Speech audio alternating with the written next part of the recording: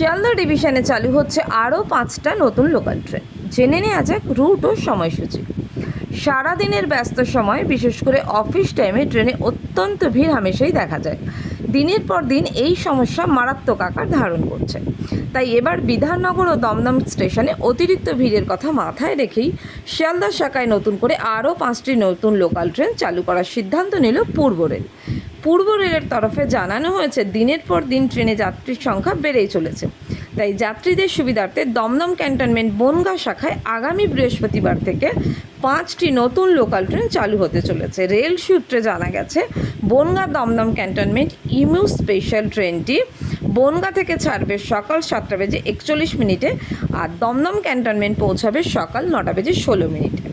এরপর দমদম ক্যান্টনমেন্ট বারাসাত ইমু স্পেশাল ট্রেনটি সকাল 9:45 দমদম ক্যান্টনমেন্ট থেকে ছাড়বে এবং সকাল 10:15 নাগাদ পৌঁছাবে বারাসাত স্টেশনে।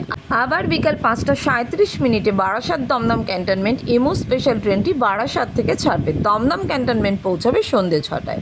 পাশাপাশি সন্ধ্যে 6:26 দমদম ক্যান্টনমেন্ট বনগাঁ ইমু স্পেশাল দমদম ক্যান্টনমেন্ট থেকে ছাড়বে এবং বনগাঁ পৌঁছাবে রাত 8:10। আর এই নতুন ট্রেনের তালিকায় থাকা বনগাঁ বারাসাত ইমু স্পেশাল ট্রেনটি রাত 8:20 বনগাঁ থেকে ছাড়বে, বারাসাত পৌঁছাবে 9:25। অর্থাৎ বোঝাই যাচ্ছে যাত্রীদের চাপ অনেকটাই কমতে চলেছে। এই প্রসঙ্গে শিয়ালদহ ডিভিশনের ডিআরএম রাজীব সাক্সেনা জানিয়েছেন, শিয়ালদহ সেকশনে প্রতিদিন গড়ে 900 লোকাল ট্রেন চলে, কিন্তু সেই ট্রেনগুলো কিছুতেই যাত্রীদের নিয়ন্ত্রণ করতে পারছে না।